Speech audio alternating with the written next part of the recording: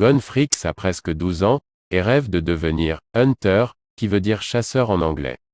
Les hunters sont des aventuriers d'élite qui peuvent être chasseurs de primes, chefs cuisiniers, archéologues, zoologues, justiciers ou consultants dans divers domaines. Son père, Gene Fricks, qu'il ne connaît pas directement, est l'un des plus grands hunters de son temps. C'est aussi pour le retrouver que Gon veut devenir hunter. Cependant l'examen hunter, qui a lieu chaque année, est extrêmement difficile et périlleux.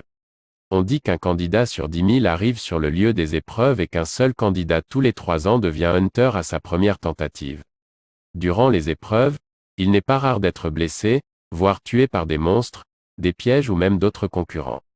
Au cours de cet examen, Gon va rencontrer différents personnages, aussi bien amis qu'ennemis, Kurapika, dont le seul objectif est de venger son clan, le clan Kuruta, assassiné par la brigade fantôme.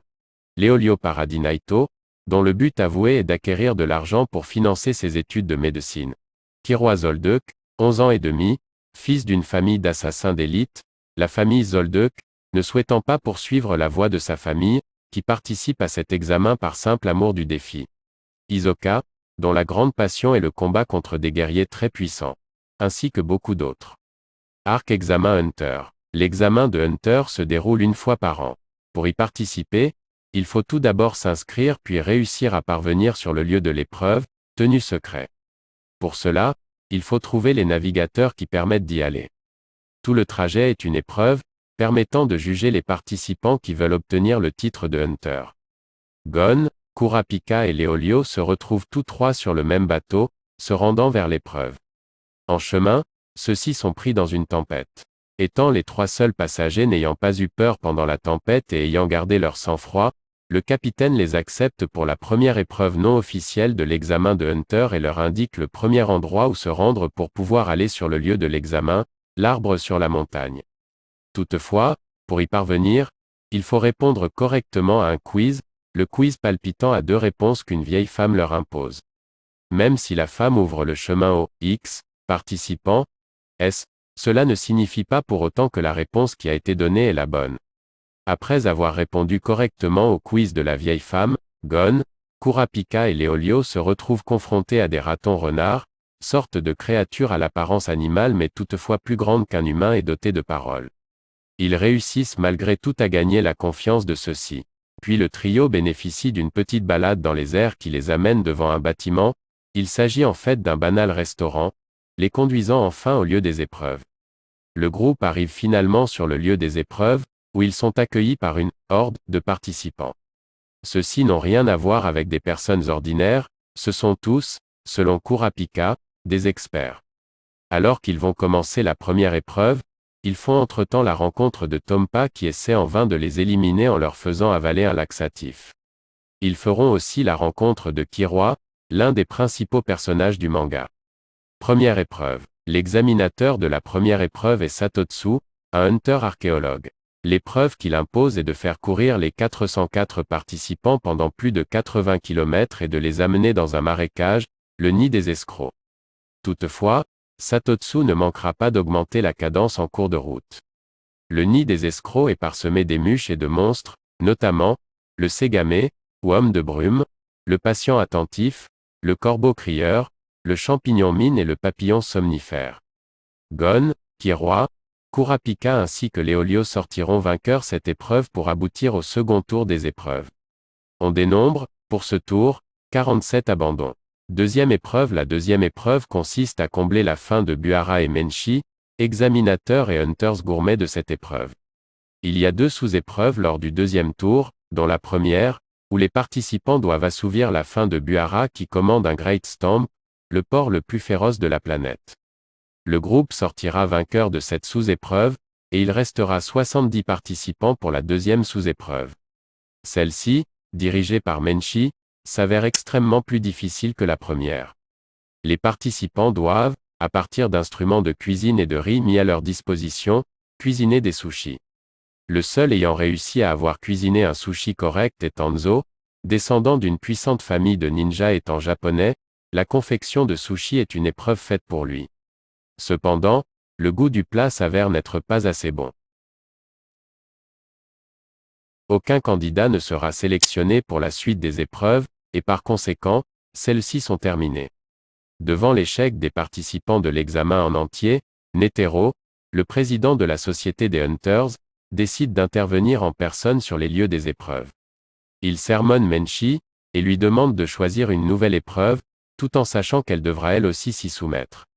Menchi demande au président d'amener, avec le dirigeable de la fondation, les candidats au sommet du mont Mafutatsu, que l'on devine à l'horizon, pour que les candidats récupèrent un œuf dur. Arrivé au sommet, Menchi plonge dans le canyon coupant la montagne en deux, pendant que Netero explique l'épreuve. Les aigles tarentules vivent exclusivement sur cette montagne, tissent des fils de part et d'autre de la faille, et y suspendent leur nid. Pour récolter l'un de ces œufs, il faut sauter, s'accrocher à un fil, ramasser un œuf dans un nid, et remonter en escaladant la paroi. Troisième épreuve. Les candidats sont déposés au sommet de la tour aux astuces et reçoivent pour toute indication, d'atteindre le pied de la tour en moins de 72 heures. L'un des candidats tente de descendre le mur de la tour à main nue, mais des prédateurs volants surgissent et le dévorent. Les candidats doivent se glisser dans une des nombreuses entrées cachées et affronter les pièges variés disposés sur leur chemin. Gon tombe dans le chemin du choix à la majorité, avec ses amis Léolio, Kurapika et Kiroa, ainsi que Tompa. Ils atteindront le pied de la tour au cours des dernières secondes de l'épreuve.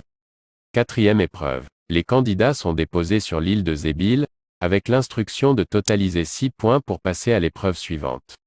Ils gagneront ces points en conservant leur plaque numérale, 3 points, en s'emparant de celle de leur cible, 3 points, ou en accumulant les plaques des autres concurrents, 1 point. Lors du tirage au sort des cibles, Gon tombe sur le numéro 44, celui d'Hisoka. Grâce à une stratégie longuement préparée, il arrivera à s'emparer de la plaque d'Hisoka, mais se fera simultanément neutraliser par le candidat dont il était la cible. Il ne devra sa qualification qu'au bon vouloir d'Hisoka qui lui prêtera sa plaque pour le récompenser de ses efforts. 9 personnes seulement passeront l'épreuve. Cinquième épreuve. Le président Netero décide d'organiser une sorte de tournoi. Il suffit aux candidats de faire déclarer l'abandon à leur adversaire pour être admis comme hunter, alors que le perdant continue le tournoi. La mort d'un adversaire entraînerait la disqualification du meurtrier. Gon et Kurapika sont les premiers qualifiés. Kiroa se retrouve lors de son combat opposé à son frère aîné. Sous la pression de ce dernier, il déclare forfait, et quelques minutes plus tard, pour une raison toujours inexpliquée, tue Bodoro, un des candidats. Il est immédiatement disqualifié et l'épreuve est clôturée. Kiroa part tout de suite après son meurtre. Les hunters promus de cette session sont Gon Fricks, Kurapika, Hanzo, Hisoka, Pokuru, Léolio Paradinaito, Hirumi Zolduk, de cet univers, mais aussi de lui-même. Cependant, lorsqu'il arrive à la demeure d'Ok pèse 2 tonnes. C'est grâce à un gardien et à leur amitié avec Kiroa qu'ils vont pouvoir emprunter cette porte secrète seulement connue de la fin. À chaque tentative, Léolio Kurapika et surtout Gon se font expulser par la jeune fille. On apprend que Kiroa traite ses domestiques en amis et ne comprend pas les statuts des personnes. Gon réussit à passer grâce à sa détermination et à son amitié pour Kiroa. Est ensuite décrit l'état dans lequel se trouve Kiroa, qui n'est autre que Gon finit par gagner la partie et découvre avec stupeur que ce n'était qu'un moyen pour patienter avec ses amis et de ne jamais les trahir. Gon et Kiroa se mettent donc en route vers la tour du tournoi céleste afin d'y acquérir de l'argent. Arc Tour Céleste. Gon et Kiroa réunis, les deux enfants se rendent à la tour du tournoi céleste. Dans cette tour immense de 991 mètres de haut, s'affrontent des combattants venus du monde entier. Cette tour leur permet non seulement de s'entraîner au combat, mais aussi de gagner de l'argent. En effet, après chaque victoire, on gagne le droit de monter d'un certain nombre d'étages, et une somme plus ou moins importante selon l'étage. Le combat n'a pas de règles, à part l'interdiction des armes. Il s'arrête au KO, ou lorsqu'un des concurrents totalise 10 points. Les points se comptent ainsi, les clean hits, coups ordinaires, valent 1 point. Les critical hits, coups extraordinaires comptent pour 2 points. Et on ajoute 1 point quand il y a down, c'est-à-dire qu'un combattant est à terre. Cependant se dresse devant Gon et Kiroa la frontière symbolique du 200e étage. À partir de celui-ci, les règles changent.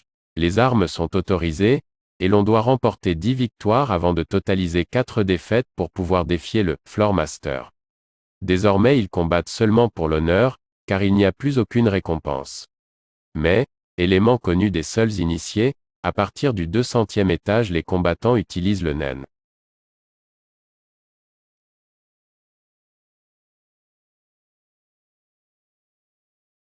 Aidé par Wing, le maître de Zushi, un autre enfant rencontré dans la tour, Gon et Killua apprennent les bases du nen. Après avoir perdu son premier duel contre Guido, malgré l'interdiction de Wing de combattre, Gon et Killua vont petit à petit développer leur ren.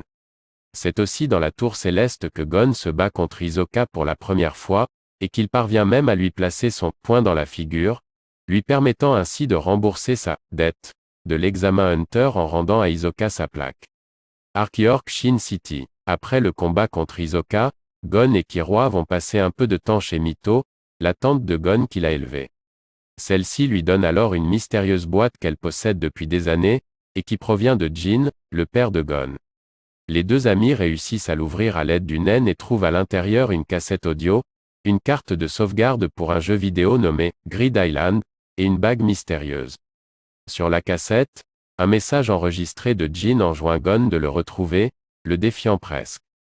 Ayant appris que Grid Island est un jeu très rare, ils se rendent à York Shin City, pour les fameuses enchères de York Shin, afin d'en trouver un exemplaire.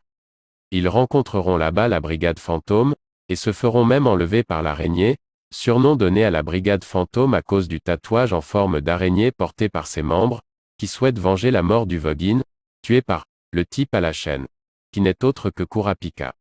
Arc Grid Island à la fin de ce cycle, très sombre visuellement et comportant peu de véritables combats, Gon et Killua trouvent un moyen de jouer à Grid Island, en offrant leur service à un milliardaire qui achète tous les exemplaires existants du jeu, et engage des mercenaires